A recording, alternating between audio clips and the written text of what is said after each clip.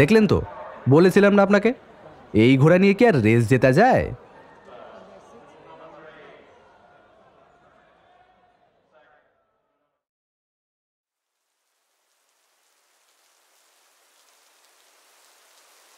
বৃষ্টি এলে সবচেয়ে বেশি ভালো লাগে খিচুড়ি আর বেগুন ভাজা।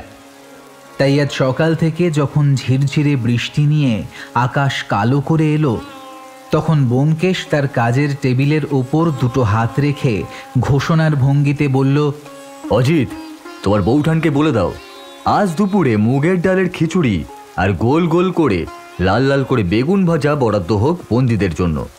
আমি ব্যোমকেশের কথার উত্তর না দিয়ে জোর গলায় বললাম, বউঠান, তোমার বন্দির শেষ ইচ্ছে হয়েছে খিচুড়ি আর বেগুন ভাজা খাবে।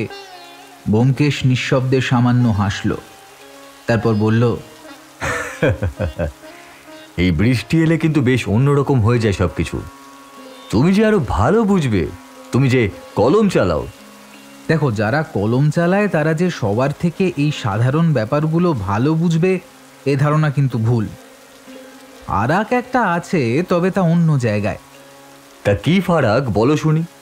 আমি ভালো করে চেয়ারে হেলান দিয়ে বললাম, মনে করো একজন লেখক আর একজন সাধারণ মানুষ এক সময় একই দৃশ্য দেখছে। তার মানে এই নয় যে সাধারণ একজন মানুষ সেই দৃশ্য দেখে যা ভাবছে তা লেখকের ভাবনার চেয়ে কম।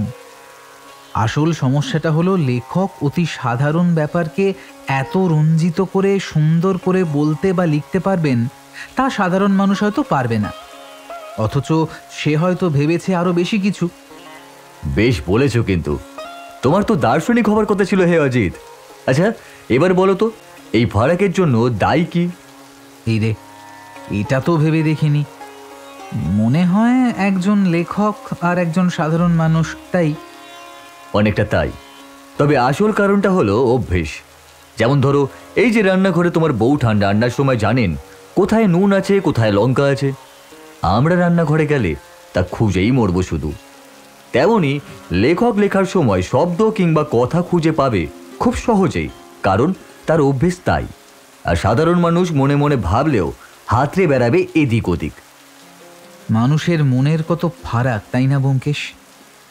একই বয়সের একই বৈশিষ্ট্যের মানুষের মধ্যেও অনেক পার্থক্য দেখা যায়। এ তো অতি সাধারণ ব্যাপার। পৃথিবীর বুকে সবচেয়ে রহস্যময় হলো মানুষের মন, বিশেষ করে তা যদি হয়। ব্যোমকেশ কি যেন বলতে গিয়েও থেমে গেল, কারণ সত্যবতী ঘরে এসে ঢুকেছে। দরজা দিয়ে ঢুকে আমায় উদ্দেশ্য করে সত্যবতী বলল, ঠাকুরপো, ঘরে বেগুন নেই, বেগুন ভাজা হবে কি করে? অজিত, আমার আজ খিচুড়ি আর বেগুন ভাজাই চাই, এর অন্যথা যেন না হয়। ঠাকুরপো, বেগুন ভাজা খেতে হলে বাজার থেকে বেগুন নিয়ে আসতে হবে, এই আমি বলে রাখলাম। বলেই সত্যবতী রান্নাঘরের দিকে চলে গেল। আবার ব্যোমকেশ বেশ জোরের সাথেই বলল, ওসব আমি জানি না। বৃষ্টির দিনে খিচুড়ি আর বেগুন ভাজা না হলে জমে না। ধুর, কোথাও শান্তি নেই। ব্যোমকেশ আর সত্যবতীর এভাবে আমায় মধ্যমণি করে কথা বলার কারণ পাঠকের অজানা থাকার কথা নয়, তবুও যারা অবাক হয়েছেন তাদের জন্য পুরোটা জানিয়ে রাখি। ব্যোমকেশ আর সত্যবতী যখন ঝগড়া করে তখন তাদের সরাসরি কথা বলা, এমনকি মুখ দেখাও বন্ধ থাকে। তখন তাদের কথা এভাবেই চলে। আমি ব্যাপারটা বেশ উপভোগ করে থাকি। এই কালই তাদের আবার ঝগড়া হয়েছে। ঝগড়ার বিষয় অতি সামান্য। ব্যোমকেশ কোনো কালেই যথেষ্ট গোছানো ছিল না। তার অগোছালো আর উদাসী ভাবটা মাঝে মাঝে অতিরিক্ত হয়ে পড়ে, বিশেষ করে যখন হাতে কোনো কেস থাকে না, তখন তার এই প্রায় সন্ন্যাসী ভাবটা প্রবল হয়ে ওঠে। কাল সকালে নিজের অগোছালো ঘরটা গোছাতে গিয়েই বিপত্তি। সত্যবতীর শখের ফুলদানিটা মেঝেতে ফেলে ভেঙে চৌচির। আসলে টেবিলের কভারের ওপরে ফুলদানিটা এক কোণে কোনো রকমে নিজেকে বাঁচিয়ে রেখেছিল। ব্যোমকেশ কভারটা তুলে নামাতে যেতেই ফুলদানিটা মেঝেতে পড়ে শব্দ করে ভেঙে যায়। রান্নাঘর থেকে সত্যবতী যতক্ষণে এসে দাঁড়িয়েছে, ব্যোমকেশ দ্রুততার সাথে ভাঙা ফুলদানির টুকরোগুলো গুছিয়ে ফেলেছে। আর একটু সময় পেলে হয়তো লুকিয়েই ফেলতো, কিন্তু তার আগেই বামাল সমেত ধরা পড়ে যায়। তখন সত্যবতী কিছু না বলে চলে গেলেও আসল ঝগড়াটা হয় রাতে, আর আজ সকাল থেকেই এই ব্যবস্থা। দুপুরে খেতে বসে কিন্তু দেখলাম ব্যোমকেশেরই জয় হয়েছে। গরম খিচুড়ি, আলু ভাজা, বেগুন ভাজা আর ডিমের অমলেট। ব্যোমকেশ হাত ঘষতে ঘষতে একটা অদ্ভুত শব্দ করে বলল, আহ, এই না হলে ভারতবর্ষের গৃহের আইন। যতই বন্দী হোক না কেন, তার ইচ্ছেরও দাম দেওয়া হয়। বৌঠান, তুমি যে বললে বাড়িতে বেগুন নেই? ছিল নাই তো, নেহাত কাকা বাজারে গিয়ে নিয়ে এলো তাই। বাহ কাকা, তোমার তো জবাব নেই। সেই তো, আর আমি যে রান্না বান্না করলাম তার বেলায় কিছুই নেই। ব্যোমকেশ বেগুন ভাজায় কামড় দিয়ে বলল, এই অজিত, কোথাও কি কিছু পুড়ছে? কেমন যেন একটা পোড়া পোড়া গন্ধ বেরোচ্ছে। সে আমি কি করে বলবো, আমি তো পাচ্ছি না। ব্যোমকেশ আমার দিকে তাকিয়ে বলল, পাচ্ছ না নাকি পেতে চাইছো না? থাক, অনেক হয়েছে। আমার কত স্বাদের ফুলদানিটা তুমি ভেঙে ফেললে।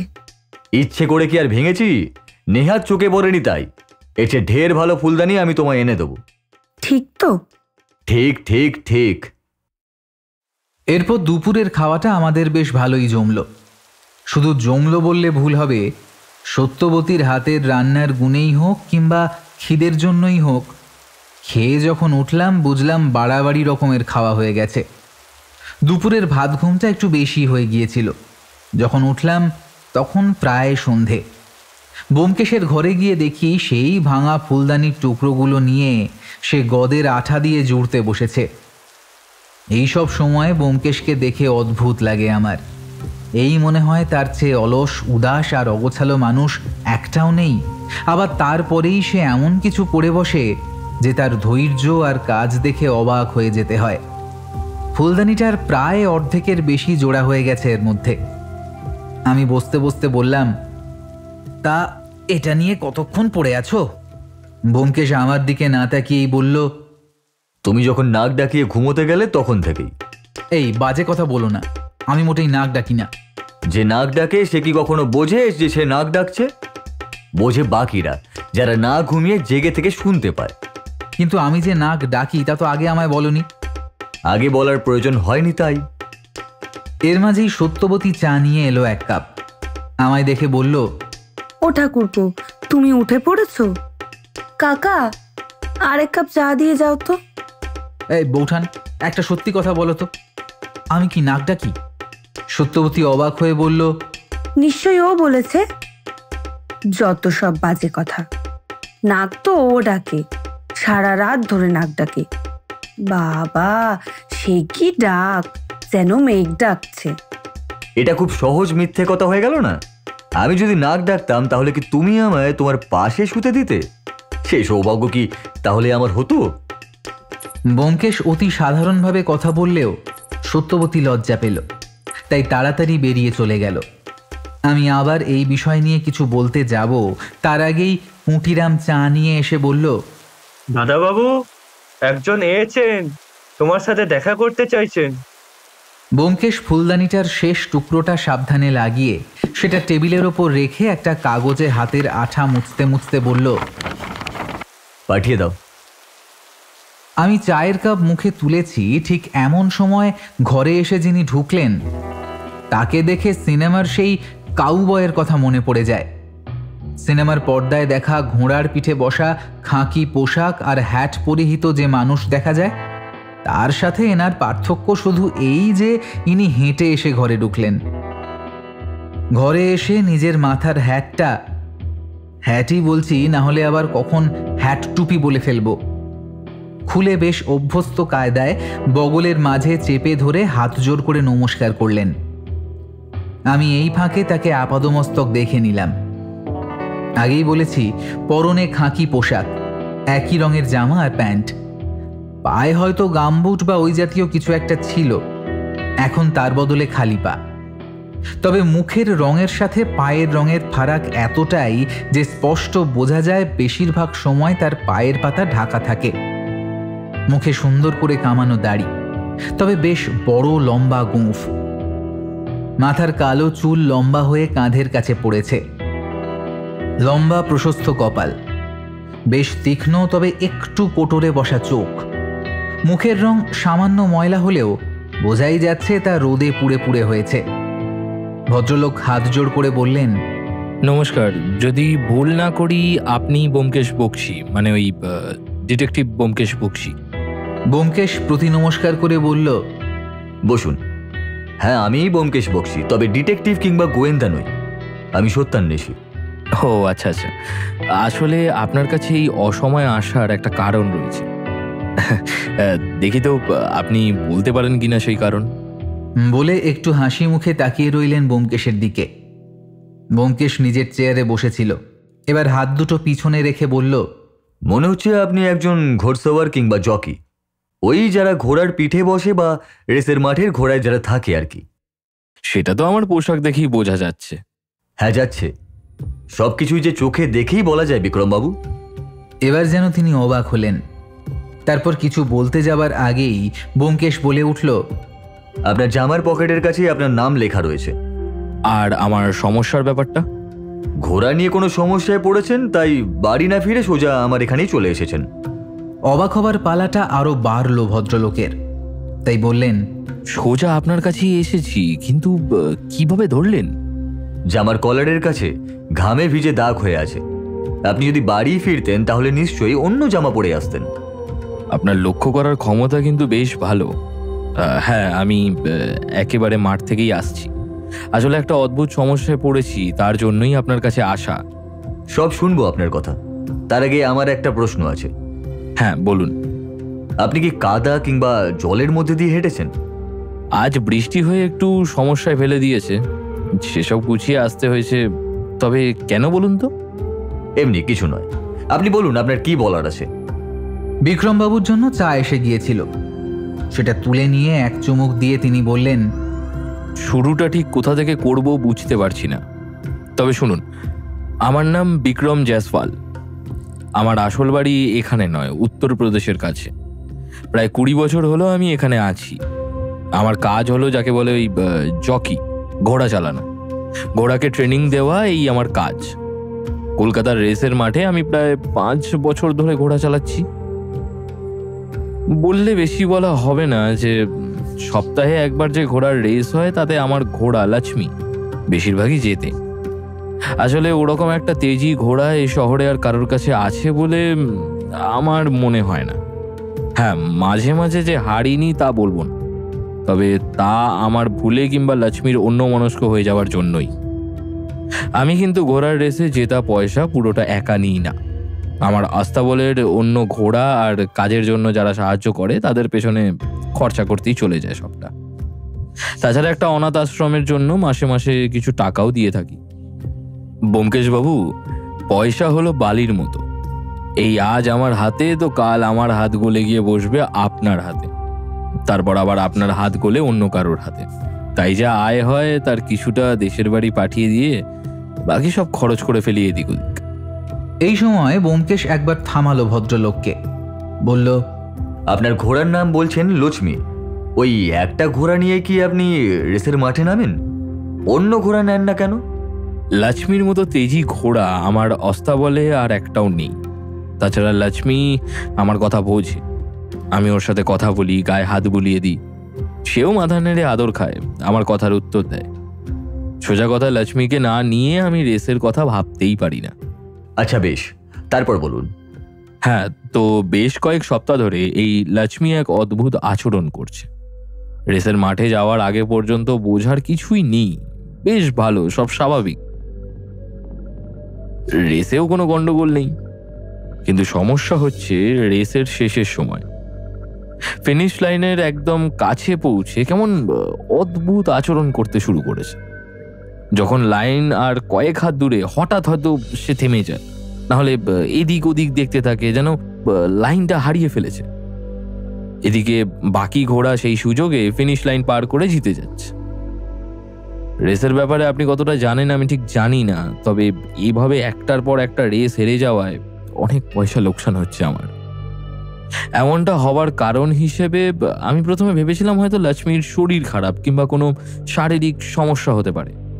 তবে তাকে ডাক্তার দেখানোর পরে ডাক্তার বলল কোনো সমস্যাই নেই। খাওয়া দাওয়া সবই ঠিক আছে। এমনকি যখন তাকে বাড়ির উঠোনের মাঠে রেস করাচ্ছি তখনও কিন্তু কোনো সমস্যা নেই। সমস্যাটা হচ্ছে শুধু রেসের মাঠে। অনেক ভেবেও এর কারণ আমি বুঝতে পারছি না ব্যোমকেশবাবু। আপনি কিছুদিন লক্ষ্মীকে বিশ্রাম দিয়ে অন্য ঘোড়া নিয়ে রেস করুন না, তাতে তো মনে হয় সমস্যা কম হবে।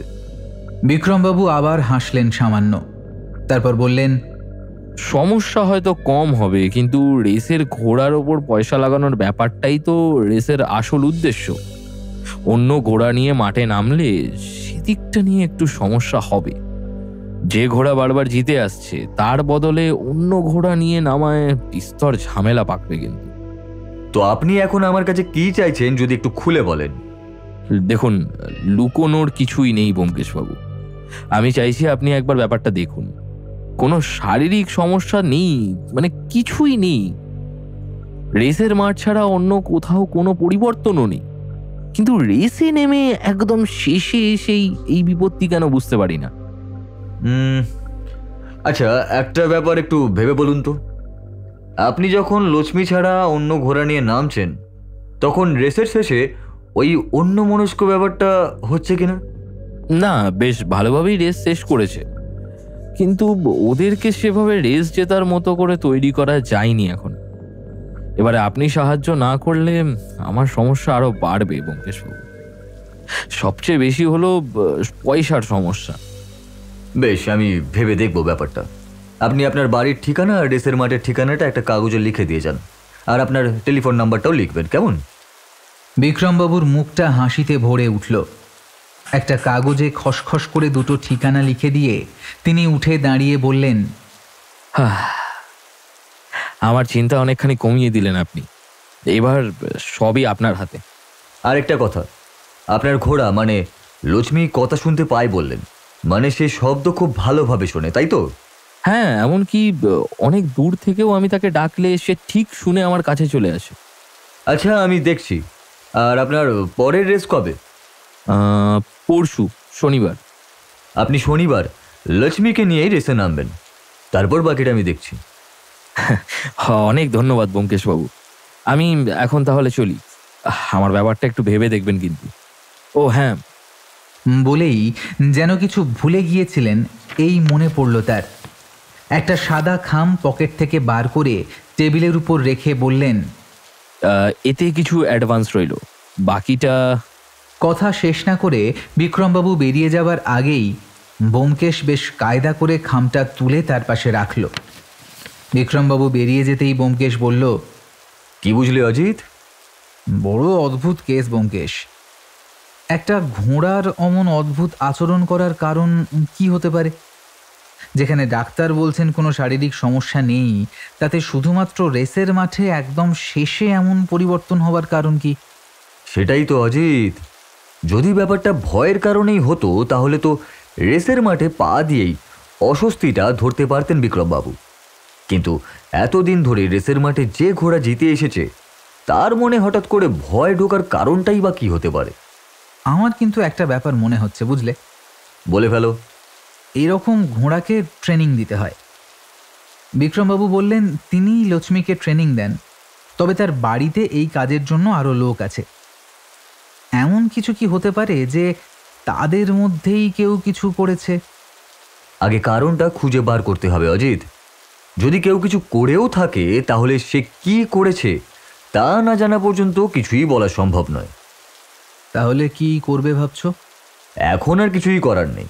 পরশু আগে রেসের মাঠে গিয়ে লক্ষ্মীকে আর রেসের শেষের ব্যাপারটা নিজের চোখে দেখতে হবে, তবেই আমরা পরবর্তী পদক্ষেপ নিয়ে ভাবতে পারবো।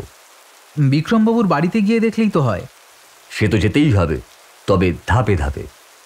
ক্রাইম সেখানে হবে, সেই স্পটটা আগে না দেখে ভিকটিমের বাড়িতে গিয়ে কি কোনো লাভ হবে? আগে ক্রাইম স্পটটা দেখা দরকার। বিক্রমবাবু অ্যাডভান্স দিয়ে গেছেন তার এই খারাপ সময়েও, তার মানে ব্যাপারটা তার কাছে খুবই গুরুত্বপূর্ণ। অযথা ভুল করে কিংবা সময় নষ্ট করে লাভ নেই। প্রথমে রেসের মাঠ আর তারপরে বিক্রমবাবুর বাড়ির রাস্তা বল, তার আগে অন্য কিচ্ছু নয় অজিত। তবে তাই হোক, তুমি যা ভালো বোঝো। ব্যোমকেশ আর কিছু বলল না, নিজের চেয়ার ছেড়ে উঠে দাঁড়িয়ে জানলার কাছে গেল। তারপর আমায় বলল, অজিত, বৃষ্টিটা ধরে এসেছে, তুমি একটু বসো, আমি চট করে একটা কাজ সেরে আসি। এই শুরু হলো। কেস হাতে আসতে আসতেই আমায় ছাড়া বেরিয়ে পড়া শুরু। এ তোমার ভারী অন্যায় ব্যোমকেশ।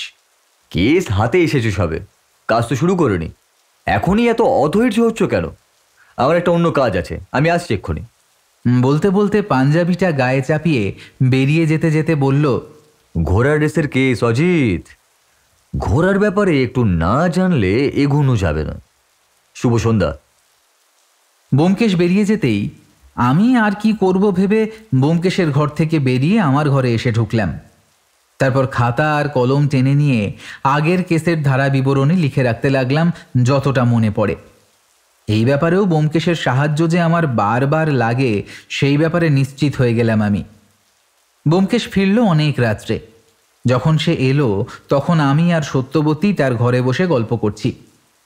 আমাদের উদ্দেশ্য করে ব্যোমকেশ বলল, তা কি রাজা উজির মারলে তোমরা?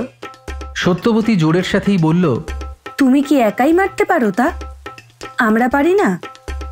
সে না হয় ঘরে বসে কথায় কথায় হলো, তোমার চেয়ে আমাদের বুদ্ধি আর কম কিসে? সে কথা অস্বীকার করে এমন আহাম্মক কি আর আছে? তুমি যে আমার বুদ্ধির ঘরে ধুনো দিয়ে দিয়ে তা জ্বালিয়ে রেখেছ, তা তো স্বীকার করতেই হয়। আমি হাসলাম, কিছু বললাম না। ব্যোমকেশ যে সত্যবতীকে খোঁচা মেরেই কথাটা বলল তা আমি স্পষ্ট বুঝলাম। তাই ব্যাপারটা আরেকটু রসপ্রদ করার জন্য বললাম, এমন একটা কেস আছে যাতে কিন্তু ব্যোমকেশও নাকানি চোবানি খাচ্ছে বৌঠান। তুমি যদি কিছু কিনারা করতে পারো। আমার কথা শেষ হতেই ব্যোমকেশ ফাঁকা চেয়ারে বসে বলল, ভালো কথা মনে করিয়েছ অজিত। দেখো সত্য, রেসের মাঠে যে অনেক ঘোড়া একসাথে দৌড়য় প্রথম হওয়ার জন্য, তা তো তোমার জানাই। সত্যবতী মাথা নাড়িয়ে উৎসুক চোখে তাকিয়ে রইল। এবার একটা ঘোড়া প্রতিবারই ওই রেস জিতে আসছে, কিন্তু সম্প্রতি কোনো এক অজানা কারণে ঠিক রেস শেষ হবার মুহূর্তে ঘোড়াটা বেগরবাই করে রেস হেরে যাচ্ছে। কোনো কারণে ভয় পাচ্ছে না তো? কিছু দেখে ভয় পেলে তো সেটা ঘোড়ার পিঠে বসে থাকা লোকটাও দেখতে পেত।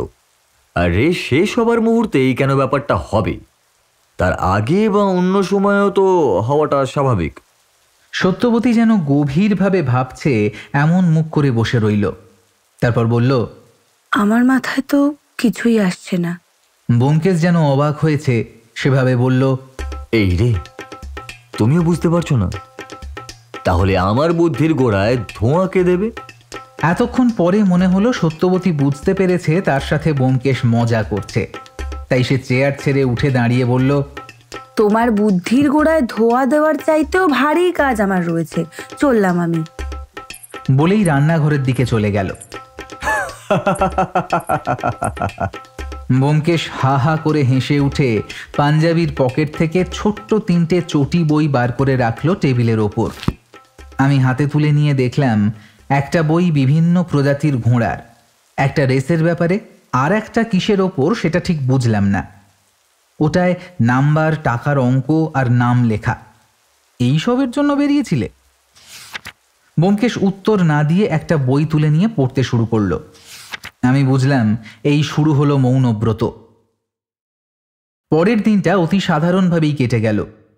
ব্যোমকেশ বাড়িতেই ছিল সারাদিন। মাঝে একবার দুপুরে খাবার পর কোথায় বেরিয়েছিল, সেখান থেকে ফিরে এলো ঘন্টা 2 পরে। সারাদিন আমি আগের কেসের ব্যাপারে লিখতে লাগলাম আর মাঝে মাঝেই ব্যোমকেশকে প্রশ্ন করে ভুলে যাওয়া ব্যাপারগুলো জেনে নিতে লাগলাম। আর বলার মতো তেমন কিছু ঘটল না। সত্যবতীও যেন না বলাতেই বুঝতে পেরেছিল ব্যোমকেশ নতুন কেস নিয়ে ঘেঁটে। তাই খেতে বসে অন্যমনস্কভাবে আরেকটু হলেই ডালের বাটিটা ফেলে দিচ্ছিল দেখেও কিছু বলল না। রেসের মাঠে যাওয়ার জন্য যে এক ধরনের পাস পাওয়া যায় এ তথ্যটা আমার কাছে নতুন ছিল। আগের দিন দুপুরে ব্যোমকেশ যে এই ব্যাপারটার জন্যই বেরিয়েছিল তা বুঝতে পারলাম রেসের মাঠে পৌঁছে। এ যাবৎ পুলিশের কিছু কেস আর ব্যক্তিগত কয়েকটা কেসে সাফল্য পাওয়ার জন্যই হোক, কিছু ব্যাপারে ব্যোমকেশ অগ্রাধিকার পেয়েই যায়। তবে তার চেনা লোক যে এখানেও বেরিয়ে পড়বে তা তো জানা কথাই। রেসের মাঠে গেট পেরিয়ে ঢুকতে ঢুকতেই একজন বলে উঠল, আরে গোয়েন্দা বাবু, এখানে কি মনে করে? তেমন কিছু না, এই আবহাওয়া পরিবর্তন। ভাবলাম এই ব্যাপারটাই বা বাকি থাকে কেন, একবার দেখেই যাই। লোকটি গলা নামিয়ে বলল, তা বাজি টাজি ধরেছেন নাকি? দেখবেন, বাজি ধরতে চাইলে আমার চেয়ে অভিজ্ঞ লোক কিন্তু কমই পাবেন। বাজি মানে ওই ঘোড়ার ওপরে টাকা লাগানো? তা মশাই, আপনি তো মনে হয় এখানে প্রায়ই আসেন। লোকটি হাসল, তারপর বলল, শখ বলতে পারেন, তবে বাজিটা যে আমি খেলি না। কেউ জানতে চাইলে বলে দিই যে কোন ঘোড়ার ওপর বাজি লাগালে জেতা যাবে। এটাও কিন্তু একটা ক্ষমতা, বলুন, একদিনে তো আর হয় না। একদিন? কি বলছেন? পাক্কা 7-7টা বছর এই রেসের মাঠে আসছি, এখানেই তো এসে চুলে পাক ধরলো। কথা বলতে বলতে আমরা চেয়ারে বসে পড়েছি। পাস ছিল বলেই হয়তো আমরা একদম সামনের দিকের জায়গা পেয়েছি। আমাদের থেকে হাত 10 দূরে রেসের ট্র্যাক। সাদা কি একটা দিয়ে এক একটা ট্র্যাক আলাদা করা হয়েছে। এক জায়গায় মোট 10টা ঘোড়া আর তাদের সাথে লোকজন। রেস শুরু হবে একটু পরেই। আমরা যেখানে বসে আছি মানে গ্যালারিতে, এদিক ওদিক ছড়িয়ে ছিটিয়ে আছে লোকজন। সবাই যে বাজি ধরেছে তা বোঝার কোনো উপায় নেই। ব্যোমকেশ লোকটার সাথে কথা চালিয়ে যেতে লাগলো। আপনি যদি বাজি ধরতেন তাহলে কোন ঘোড়াটার ওপর ধরতেন? এই একটা শক্ত প্রশ্ন করে ফেললেন ব্যোমকেশ বাবু। মাসখানেক আগে অবধি হলেও এক কথায় ওই কালো ঘোড়াটার ওপর বাজি ধরা যেত, কিন্তু এখন আর তা বলতে পারি না। তার চেয়ে বরং ওই বাদামি ঘোড়াটার ওপর বাজি ধরাই ভালো। এমন কেন? ওই কালো ঘোড়াটা দেখছেন, ওর নাম লক্ষ্মী। ওই প্রতিবার জিতত, মানে প্রতিবার তো হয় না, তবে প্রায় প্রতিবারই বলা যেতে পারে। কিন্তু মাসখানেক ধরে যে ঘোড়াটার কি হলো, বেশ ভালোভাবেই শেষ পর্যন্ত যায়। তারপর যে কি হয় কে জানে, হয় দাঁড়িয়ে পড়ে, না হলে এদিক ওদিক ছুটে চলে যায়। আর সেই ফাঁকে ওই বাদামি ঘোড়াটা রেস জিতে যায়। কালো ঘোড়াটা কি প্রতিবার মাঠে নামে? এরকম ব্যাপার হবার পর থেকে ওই খেলোয়াড় ঘোড়া বদলেও নেমেছে, তবে সেরকম লাভ কিছু হয়নি। এ কয়বার কালো ঘোড়াটাকে তো দেখিনি, আজ আবার দেখছি। ব্যোমকেশ এক ফাঁকে আমার দিকে তাকালো। তার ইশারায় আমি বুঝলাম বিক্রমবাবু তাহলে আমাদের যা বলেছেন তার সব সত্যি। তার সাথে এও বুঝলাম ব্যোমকেশ কেন আগে রেসের মাঠ আর তারপরে বিক্রমবাবুর বাড়ি যাওয়ার কথা বলেছিল। এর কারণ কি হতে পারে বলে আপনার মনে হয়? আমার মনে হয় ঘোড়াটা আর রেস খেলতে চাইছে না, ব্যাপারটা ওর কাছে একঘেয়ে হয়ে গেছে। শারীরিক কোনো অসুস্থতা নয়? না, তেমন হলে তো অন্য সময় অস্বাভাবিক আচরণ করত। যা হচ্ছে তা কিন্তু একদম রেসের শেষে। ওই যে রেস শুরু হচ্ছে, দেখুন দেখুন। ঘোড়ার রেস এই প্রথমবার দেখছি আমি, তাই মন দিয়ে দেখতে লাগলাম। বন্দুকের আওয়াজ হওয়ার সাথে সাথেই ঘোড়াগুলো দৌড়তে শুরু করলো।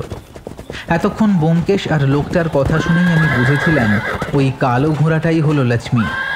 এবার তার উপরে বসে থাকা বিক্রমবাবুকেও দেখতে পেলাম। রেস শুরু হতেই চারিদিক থেকে উৎসাহী লোকজন বিভিন্নভাবে চিৎকার শুরু করলো। আমি একবার ব্যোমকেশকে আর চোখে তাকিয়ে দেখলাম। তার চোখ রেসের মাঠে নয়, তার চোখ রয়েছে গ্যালারির এদিকে ওদিকে, যেন কিছু খুঁজছে সে। এদিকে রেসের ঘোড়াগুলো দৌড়তে দৌড়তে প্রায় শেষের দিকে পৌঁছে গেছে। অবাক হয়ে দেখলাম আমাদের পাশে বসে থাকা লোকটা ভুল কিচ্ছু বলেনি। লক্ষ্মীর সাথে পাল্লা দিয়ে ছুটে চলেছে সেই বাদামি ঘোড়াটা। বাকি ঘোড়া সব একটু পিছনে পড়ে আছে। অদ্ভুত ব্যাপারটা ঘটলো একটু পরে। রেসের শেষ লাইনের কাছাকাছি যখন পৌঁছে গেছে লক্ষ্মী আর বাদামি ঘোড়াটা, ঠিক তখনই লক্ষ্মী হঠাৎ থেমে গিয়ে এদিক ওদিক দেখতে লাগলো। আর তার সাথে সাথেই পাশ থেকে ছুটে গিয়ে প্রথম হয়ে গেল বাদামি রঙের ঘোড়াটা। আমাদের পাশ থেকে লোকটা বলে উঠল, দেখলেন তো, বলেছিলাম না আপনাকে, এই ঘোড়া নিয়ে কি আর রেস জেতা যায়? ব্যোমকেশ কিন্তু কথার উত্তর দিল না, শুধু আমায় বলল, অজিত কুইক বলেই তাড়াতাড়ি রেসের শুরুর দিকে গেল। সেখানে তখন সব ঘোড়া আর ঘোড়সাওয়ার জমা হয়েছে। সেদিকে এগিয়ে যেতে যেতে ব্যোমকেশ হাত তুলে বিক্রমবাবুর দৃষ্টি আকর্ষণ করার চেষ্টা করছিল। বিক্রমবাবু এদিক ওদিক দেখছিলেন, তাই সহজেই দেখা হয়ে গেল। আমি এগিয়ে গিয়ে দাঁড়াতেই বিক্রমবাবু বললেন, দেখলেন তো ব্যাপারটা? দেখলাম, বড় অদ্ভুত। ঠিক রেস জেতার মুহূর্তে সমস্যাটা হলো। আচ্ছা একটা কথা বলুন তো, রেস যে ঘোড়াটা জিতলো ওটা কার ঘোড়া? ওটা তো রতনলালের ঘোড়া। লক্ষ্মীর এরম হবার পর থেকেই ও প্রতিবার জিতে আসছে। আচ্ছা, আপনার লক্ষ্মীকে একবার দেখা যাবে? আমরা তিনজন গিয়ে লক্ষ্মীর সামনে দাঁড়ালাম। কালো রঙের ঘোড়াটার গায়ে একটা চকচকে আভা, পায়ের আর গায়ের পেশিগুলো ফুলে আছে, গায়ে একটা কেমন গন্ধ। প্রত্যেক ঘোড়ার গায়েই বোধহয় এমন গন্ধ থাকে। বেশ ভালোভাবেই যে তার পরিচর্যা হয় তা বোঝাই যাচ্ছে। ব্যোমকেশ এগিয়ে গিয়ে একটু ইতস্তত করে লক্ষ্মীর গায়ে হাত রাখল। ঘোড়াটা একবার লেজ নাড়িয়ে কাঁধ ঝাঁকালো। ব্যোমকেশ হাত সরিয়ে নিতে যাচ্ছিল, বিক্রমবাবু বললেন, ও কিছু করবে না ব্যোমকেশবাবু, আপনি অচেনা তাই অমন করছে, একবার হাত বুলিয়ে দিয়ে দেখুন। ব্যোমকেশ লক্ষ্মীর গায়ে হাত বুলিয়ে দিতে দিতে বলল, অচেনা মানুষের কাছে এইভাবেই ব্যবহার করে লক্ষ্মী? হ্যাঁ, অন্য ঘোড়াগুলো কিন্তু এমন নয়। লক্ষ্মীকে কিছু শেখানো খুবই সহজ। ব্যোমকেশ হাত বোলাতে বোলাতে কি যেন ভাবতে লাগলো, তারপর বলল, লক্ষ্মীকে আপনি কোথা থেকে কিনেছিলেন? মানে এইসব ঘোড়া তো শুনেছি বাইরে থেকে আনা হয় কলকাতায়। এখন আর তার প্রয়োজন হয় না। এই যে কজন ঘোড়সাওয়ার এখানে দেখছেন, সবারই আস্তাবল আছে, সেখানে অনেক ঘোড়া আছে। কারোর দরকার হলে আমরা একে অন্যের থেকেই কিনে নিই, তাতে ঘোড়াও বাইরে যায় না আর শিখিয়ে নিতে সুবিধা হয়। লক্ষ্মীকে আমি রতনলালের কাছ থেকেই কিনেছিলাম, তখনও অনেক ছোট। ব্যোমকেশ লক্ষ্মীর গায়ে হাত বুলাতে থাকলেও আমি স্পষ্ট বুঝলাম যে তার মন অন্যদিকে। বারবার সে সেই বাদামি রঙের ঘোড়াটা আর তার মালিকের দিকে দেখছে। একটা সময় আমাদের দুজনকে অবাক করে ব্যোমকেশ বলল, অজিত, তুমি এখানে দাঁড়াও, আমি আসছি। বলে সেই বাদামি ঘোড়াটার কাছে চলে গেল। ঘটনার আকস্মিকতায় আমি যতটা অবাক হয়েছি তার থেকেও বেশি অবাক হয়েছে দেখলাম বিক্রমবাবু। আচ্ছা, হঠাৎ করে উনি ওদিকে গেলেন কেন বলুন তো? আমি নিজের অবাক ভাবটা চেপে রেখে বললাম, নিশ্চয়ই কেসের ব্যাপারে কোনো কথা বলতে গেছে। আমার কথায় যে খুব একটা সন্তুষ্ট হয়েছেন ভদ্রলোক তা আমার মনে হলো না। ব্যোমকেশ ফিরল বেশ খানিকক্ষণ পরে। তার মুখে একটা চিন্তার দাগ বেশ স্পষ্টভাবেই খেলা করছে। বিক্রমবাবু প্রশ্ন করলেন, কিছু বুঝলেন ব্যোমকেশবাবু? খুব স্পষ্ট কিছু নয়, তবে একটা অনুমান আমি করতে পারছি। আজ এখানে আসাটা মাঠে মারা যায়নি। আজ আপনি ফিরে যান, কাল সকালে আমি একবার আপনার বাড়িতে যাব। আপনার বাড়ির যে কজন কাজের লোক আছে, মানে যারা ঘোড়া দেখাশোনা করে, তাদের থাকতে বলবেন সেখানে। সবার সাথে আমায় একবার কথা বলতে হবে। আপনি তাহলে দুপুরের দিকে আসুন, তখন সবাই থাকে। সবাই মানে 4 জন আর আমার বাড়ির কাজের লোক, সবাইকে তখন পাওয়া যাবে। সকালে তারা মাঠের দিকে ঘোড়া নিয়ে যায়। বেশ, তাহলে কাল দুপুর 1টা। অসুবিধা হবে না তো কোনো? বিক্রমবাবু মাথা নাড়িয়ে জানালেন তার কোনো অসুবিধে নেই। রেসের মাঠ পিছনে ফেলে আমরা যখন বাইরে বেরিয়ে আসছি তখন ব্যোমকেশকে প্রশ্ন করলাম, আচ্ছা ব্যোমকেশ, ব্যাপারটা কি হলো বলো তো? এতক্ষণ এই অদ্ভুত ব্যাপারের কোনো মোটিভ আমাদের কাছে ছিল না, এবার সেটা আছে। কি মোটিভ? আর মোটিভটাই বা কার? কাকে সন্দেহ করছো তুমি?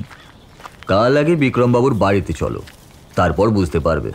ইস, আগে যদি ব্যাপারটা আমার মাথায় আসতো। আবার 1 সপ্তাহ আমাদের অপেক্ষা করতে হবে, আর তার সাথে আরও একটা ঘোড়ার রেস। ব্যোমকেশ যে কখন কি বলে তার কোনো ঠিক থাকে না।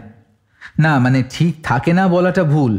ব্যোমকেশ আসলে যা ভেবে বলে তা আমার মাথায় আসে না, তাই এমনটা মনে হয়।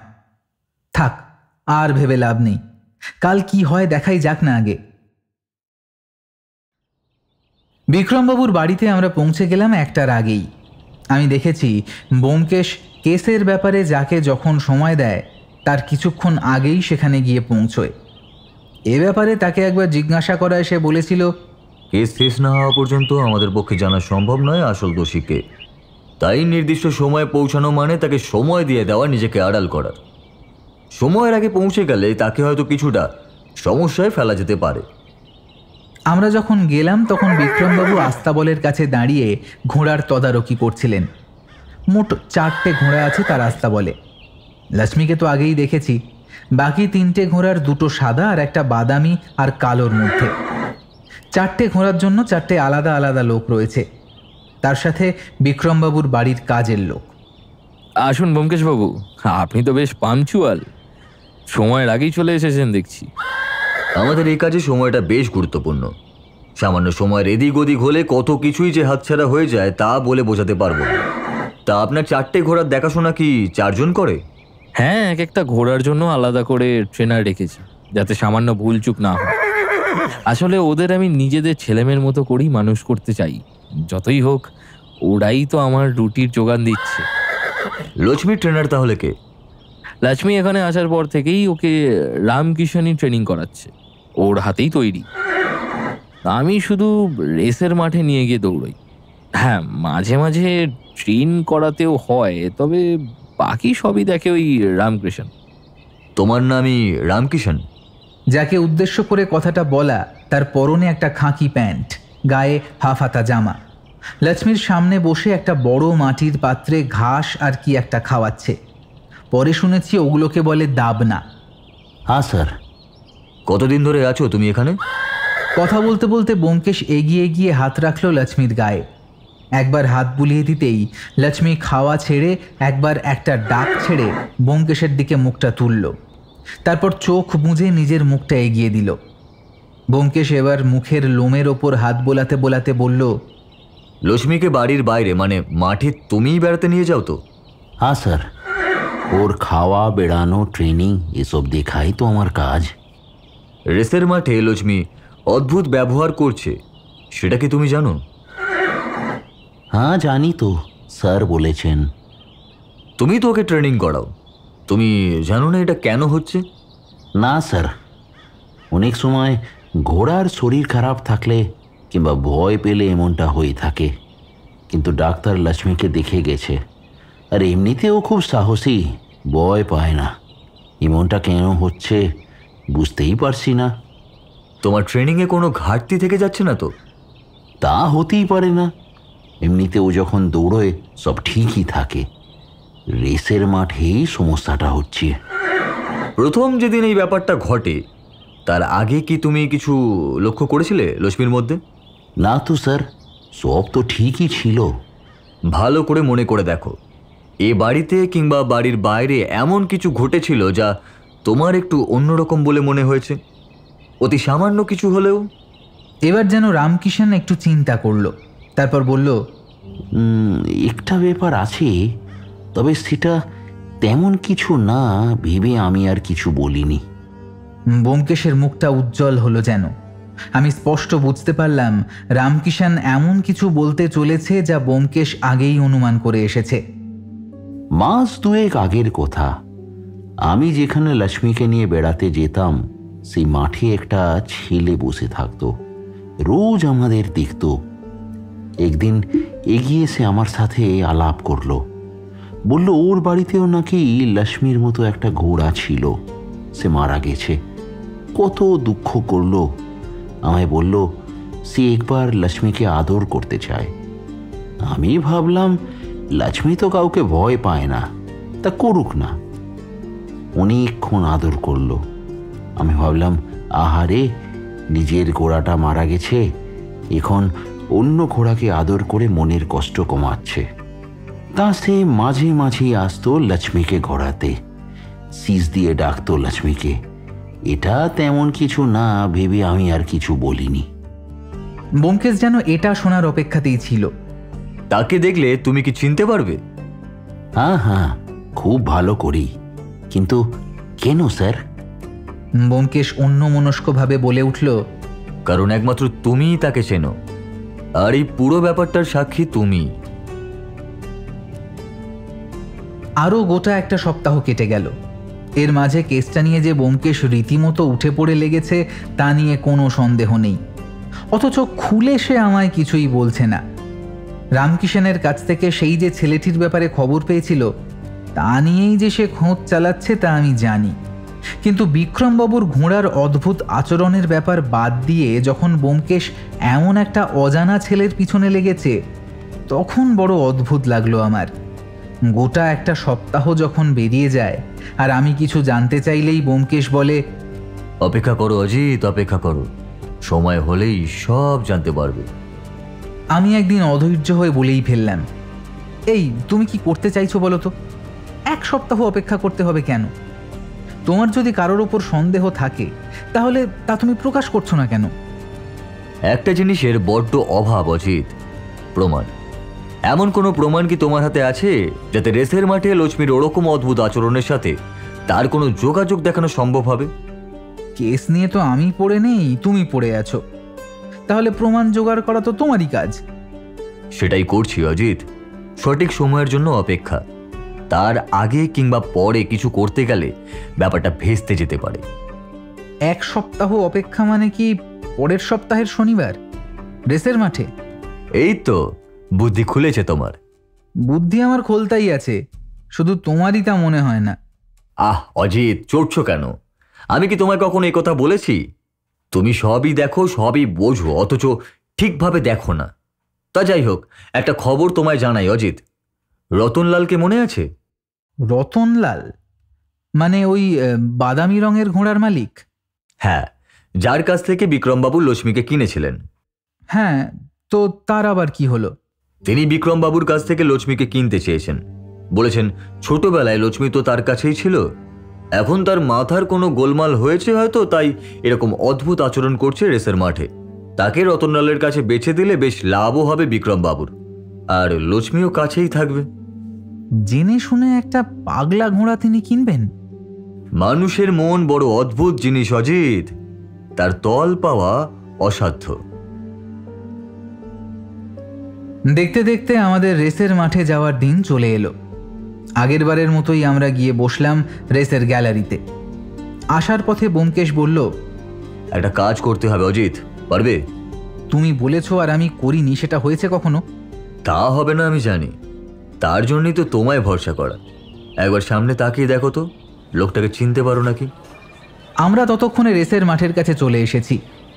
অবাক হয়ে সামনে তাকিয়ে দেখলাম একটা লোক দাঁড়িয়ে, চোখে রোদ চশমা, গালে লম্বা দাড়ি, মাথায় একটা টুপি, পরনে ঠিক রেসের লোকেদের মতোই খাঁকি পোশাক। এ কি, এ আবার কে? তাহলে ছদ্মবেশটা ভালোই হয়েছে। এবার একটু চশমাটা খোলো তো। লোকটি চশমা খুলে একগাল হাসল, আর আমি তক্ষুনি তাকে চিনতে পারলাম। আরে এ যে রামকিষাণ। তার চোখের নিচে একটা তিল ছিল, আর তার হাসিটা। কি করেছো ব্যোমকেশ তুমি? আমার কথা শেষ হবার আগেই ব্যোমকেশ বলে উঠল, চুপ চুপ অজিত, কোথা থেকে কি শুনে ফেলবে। এখানে বেশিক্ষণ দাঁড়ানো যাবে না, চলো ভেতরে চলো। আমরা ভেতরে এলাম, তবে ব্যোমকেশ গেল অন্যদিকে আর আমি রামকিষাণের সাথে গেলাম অন্যদিকে। রেস শুরু হতে তখনও আরও অনেকক্ষণ বাকি। রামকিষাণ এদিক ওদিক খুঁজতে লাগলো কাউকে। আমায় ব্যোমকেশ বলেছিল রামকিষাণের থেকে একটু দূরে থেকে ওর ওপর নজর রাখতে, যাতে ওর কোনো বিপদ না হয়। আমি বিপদের কথা শুনে বলেছিলাম, আবার বিপদের সম্ভাবনাও আছে? ক্লাইম্যাক্সে একটু যে বিপদের সম্ভাবনা থেকেই থাকে অজিত। আমি একটু দূর থেকে রামকিষাণকে লক্ষ্য রাখতে শুরু করলাম। চেয়ারের পাশ থেকে এদিক ওদিক হয়ে আমরা গ্যালারিটাকে প্রদক্ষিণ করছি। একবার তাকিয়ে দেখলাম বিক্রমবাবু তার ঘোড়া লক্ষ্মীকে নিয়ে আবার রেসের জন্য তৈরি হচ্ছেন। আবার হারবে না কি লোকটা? না, ব্যোমকেশ যে কি করতে চাইছে আমার মাথায় ঢুকছে না। এদিকে তাকিয়ে দেখি অবাক কাণ্ড, রামকিষাণ একটা চেয়ারে বসে পড়েছে। আমার সাথে চোখাচোখি হতেই সে হাত নেড়ে আমায় কাছে ডাকলো। আমি তার পিছনের চেয়ারে বসতেই আস্তে আস্তে বলল, সামনের দিকের চেয়ারে দেখুন, যে ছেলেটা বসে আছে সেই এসেছিল আমার কাছে মাঠে। এবার পুরো ব্যাপারটা আমার কাছে পরিষ্কার হয়ে গেল। ব্যোমকেশ কেন রামকিষাণকে এরকম ছদ্মবেশে এখানে নিয়ে এসেছে, কিন্তু এর সাথে লক্ষ্মীর অদ্ভুত আচরণের কি সম্পর্ক? আমার মাথা ভোঁ ভোঁ করতে লাগলো। সব চিন্তা মাথা থেকে ঝেড়ে ফেলে আমি সামনের দিকে তাকালাম। রেস শুরু হচ্ছে তখন। একটা ব্যাপার এবার লক্ষ্য করলাম, আমরা যেখানে বসে আছি সে জায়গাটা রেসের ফিনিশিং লাইনের একদম কাছে। ব্যাপারটা মনে হতেই বিক্রমবাবুর বাড়িতে তার বলা একটা কথা মনে পড়ে গেল আমার। আর তার সাথে সাথেই বিদ্যুৎ চমকের মতো একটা কথা আমার মাথায় এলো, সর্বনাশ! এই কি তাহলে হতে পারে? কথাটা মাথায় আসতেই রেস শুরু হলো, আর আমি দেখলাম ঘোড়াগুলো ধীরে ধীরে এগিয়ে যাচ্ছে রেসের ফিনিশিং লাইনের দিকে। আজও প্রথমে লক্ষ্মী আর তারপর সেই বাদামি ঘোড়াটা। যত তারা এগিয়ে যাচ্ছে ততই আমার মাথার ভিতর যেন সম্ভাবনাটা তীব্র হচ্ছে। আমি চোখের সামনে যেন দেখতে পাচ্ছি কাঁধের ওপর একটা হাত পড়ল। আমি চমকে উঠতে যাবার আগেই ব্যোমকেশ বলল, চুপ, শব্দ করো না, চুপ করে বসে থাকো। আমি রুদ্ধশ্বাসে দেখে যাচ্ছি এক্ষুনি কিছু একটা ঘটবে, এক্ষুনি এমন কিছু একটা ঘটবে যার ভাবনা একমাত্র ব্যোমকেশের মাথায় আছে। ঘোড়া দুটো আমাদের সামনে এসে পড়েছে, আর মাত্র 3 হাত, 1, 2, 3 গোনার আগেই একটা অদ্ভুত কাণ্ড ঘটল। আমাদের সামনে বসে থাকা সেই ছেলেটা দাঁড়িয়ে মুখে একটা আঙুল পুড়ে একটা শব্দ করতে যাবে, এমন সময় রামকিষাণ ঝাঁপিয়ে পড়ে তার মুখ থেকে হাতটা সরিয়ে দিল। ঘটনার আকস্মিকতায় আমি যতটা অবাক হয়েছি ততটাই অবাক হয়েছে ছেলেটাও। ব্যোমকেশও তার সামনে চলে গিয়েছে। ছেলেটা অবাক হয়ে বলল, কে আপনারা, আর আমায় এভাবে ধরার কারণ কি? বুঝতে পারছো না? না, দাঁড়াও, এক্ষুনি বুঝতে পারবে। বলেই রামকিষাণকে ইশারা করতেই সে তার ছদ্মবেশ, দাড়ি, টুপি আর চশমা খুলে ফেলল। এবার ছেলেটা যেন ভয় পেল, চেয়ার ছেড়ে দৌড়ে বাইরের দিকে যেতে চাইল। কিন্তু রামকিষাণকে আমরা যতটা সাদাসিধে আর সরল ভেবেছিলাম সে তা নয়। এক লাফে সে 3টে চেয়ার পেরিয়ে তার কাঁধের জামাটা খামচে ধরে মাটিতে পেড়ে ফেলল। তারপর বলল, তোর ঘোড়া মরেছে না? চ, আজ তোকেও তোর ঘোড়ার কাছে পাঠিয়ে দি। ছেলেটির তখন ভয়ে জড়সড় অবস্থা। আমায় ছেড়ে দিন, আমি কিছু করিনি। আমরা কি আর তোমায় ধরবো? তোমায় ধরবে তো পুলিশ, তারপর 3rd ডিগ্রি দিলেই। আমি শুনেছি এখন আবার নাকি দড়িতে বেঁধে ঝুলিয়ে, কি সব ভয়ানক ব্যাপার। আমি জানি ব্যোমকেশ কথাগুলো তাকে শুনিয়েই বলল। আমায় পুলিশে দেবেন না, আমি সব বলবো। ওই রতনলাল আমায় বলেছিল এটা করতে, তার জন্য আমায় টাকাও দেয় ও। ঠিক এমন সময় একটা চিৎকার উঠল। আমরা তাকিয়ে দেখলাম রেস শেষ, আর আজ জিতেছে বিক্রমবাবুর ঘোড়া লক্ষ্মী। পরের ব্যাপারটা খুব বেশি কিছু নয়, ব্যাপারটা পুলিশ পর্যন্ত যায়। চাপের মুখে রতনলালবাবু সবটা স্বীকার করে নেয়।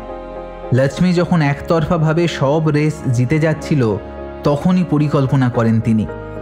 লক্ষ্মীকে বেড়াতে নিয়ে যায় রামকিষাণ। রতনলালের পাঠানো ছেলেটি তার সাথে বন্ধুত্ব করে। যেহেতু সেও ঘোড়া ট্রেনিং করাতো তাই এতে তার অসুবিধে হয় না। একটা বিশেষ শীষ দিয়ে সে লক্ষ্মীকে দাঁড়িয়ে যাবার ট্রেনিং দেয়। তারপর রেসের মাঠে ঠিক জেতার মুহূর্তে গ্যালারি থেকে সেই বিশেষ শীষ দিয়ে সে লক্ষ্মীকে থামিয়ে দিত। আর বিক্রমবাবু ভাবতেন লক্ষ্মীর কোনো সমস্যা হয়েছে। কেস সলভ করার জন্য বিক্রমবাবু ব্যোমকেশকে আরও কিছু টাকা পারিশ্রমিক দেন, আর তার হাতটা শক্ত করে ধরে বলেছিলেন, ব্যোমকেশবাবু, আমার লক্ষ্মী কিন্তু খুব ভালো। ভালো মানুষ যেমন বোকা হয়, আমার লক্ষ্মীও বোকা। ব্যাটা আদর পেয়ে শীষ চিনে রেখেছে, বোঝেইনি যে আমার ভাত মারছে। আমিও কেমন বোকা দেখুন। একবার তো এটাও ভেবেছিলাম ওকে বেচেই দিই। বলেই লক্ষ্মীর গায়ে হাত বোলাতে লাগলেন। আমার কেমন যেন মনে হলো তার চোখে জল, আর লক্ষ্মীও সেটা বুঝতে পেরে নিজের মুখটা তার মুখের কাছে এনে রাখল। বাড়িতে বসে চা খাচ্ছি, ব্যোমকেশ খবরের কাগজ নিয়ে বসে।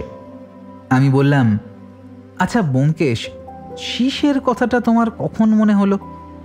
সত্যি বলতে প্রথম দিন যখন রেস দেখতে গেছিলাম সেদিন মনে হয়েছিল যেন শীষের পরেই লক্ষ্মী অদ্ভুত আচরণ করলো, কিন্তু তখন নিশ্চিত ছিলাম না, কারণ এমন তো হতেই পারে, অনেকেই শীষ দিতে পারে। তাহলে বিক্রমবাবু যখন বললেন লক্ষ্মী শব্দ চেনে খুব, আর রামকিষাণের মুখে সেই ছেলেটার কথা শোনার পর আমার প্রথম খটকা লাগে। বাকি এই 7 দিনে রতনলালের কয়েকজন চেনা লোকের সাথে ঘুরে খবরটা বার করতে হয়েছে। ভাবা যায় এমনও হতে পারে? হতে পারে অজিত, মানুষ অর্থের জন্য করতে পারে না এমন কোনো কাজ নেই। শুধু শুধু এর মাঝে পড়ে লক্ষ্মীর মতো একটা অবলা প্রাণীর যত ভোগান্তি। আমি আর কিছু বললাম না। সত্যবতী এসে বলল, তোমরা খাবে, এসো। সেই বরং ভালো। চলো অজিত, মানুষ না হয়ে বরং ঘোড়া হলে ভালো হতো, চারদিকে ঘাস আর ঘাস। আমি হেসে উত্তর দিলাম, হ্যাঁ, তারপর শীষ আর শীষ। ব্যোমকেশ হেসে উঠল, সাথে আমিও। আমাদের ঘরের দেওয়ালের ক্যালেন্ডারের ঘোড়াটা যেন ডেকে উঠল।